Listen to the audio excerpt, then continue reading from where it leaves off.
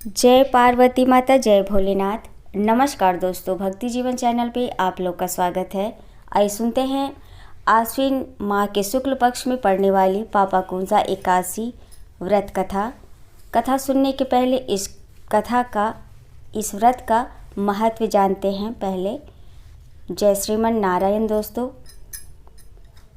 अर्जुन कहने लगे कि हे जगदीश्वर, मैंने आश्विन कृष्ण एकादशी अर्थात इंदिरा एकादशी का सविस्तार वर्णन सुना। अब आप कृपा करके मुझे आश्विन कवार माह के शुक्ल पक्ष की एकादशी के विषय में भी बताइए। इस एकादशी का क्या नाम है तथा इसके व्रत का क्या विधान है? इसका व्रत करने से किस फल की प्राप्ति होती है? कृपया ये सब सविस्तार मुझे बताइए। भगवान श्री कृष्ण ने कहा, हे कुंती नंदन, आश्विन माह के शुक्ल पक्ष की एकादशी का नाम पापाकुंसा एकादशी है। इसका व्रत करने से सभी पाप नष्ट हो जाते हैं तथा व्रत करने वाला अक्षय पुण्य का भागी होता है। आश्विन शुक्ल एकादशी के दिन इच्छित फल की प्राप्ति के लिए भगवान विष्णु का पूजन करना चाहिए। इस पूजन के द्वारा मनुष्य को स्वर्ग लोक की प्राप्ति होती है।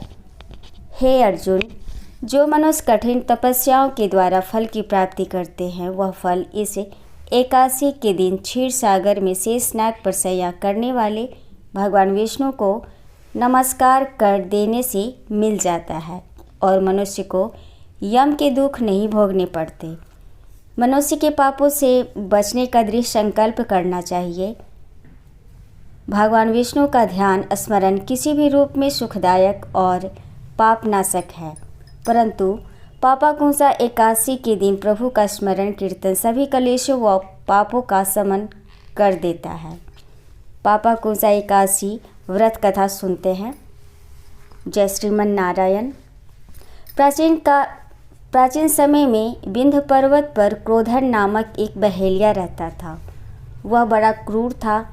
उसका सारा जीवन हिंसा, लूटपाट, मदपान और गलत संगति पाप कर्मों में बीता।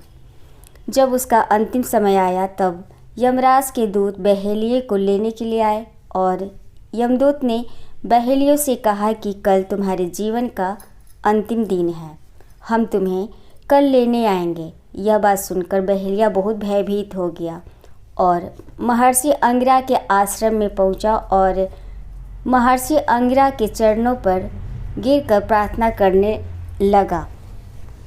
हे ऋषिवर, मैंने जीवन भर पाप कर्म किए हैं। कृपा कर मुझे कोई ऐसा उपाय बताइए जिससे मेरे सारे पाप मिट जाएं और मोक्ष की प्राप्ति हो जाए। उसके निवेदन पर महर्षि अंगिरा ने उसे आश्विन शुक्ल की पापाकुंसा एकादशी का विधि पूर्वक व्रत करने को कहा। अंगिरा ऋषि के कहे अनुसार उस बहेलिये ने यह व्रत किया और किए गए सारे पापों से छुटकारा पा लिया और इस व्रत पूजन के बल से भगवान की कृपा से वह विष्णु लोक को गया।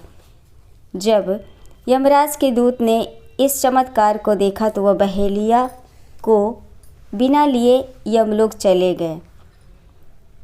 तो ये थी कथा दोस्तों। जय श्रीमन नारायण, जय श्री हरि।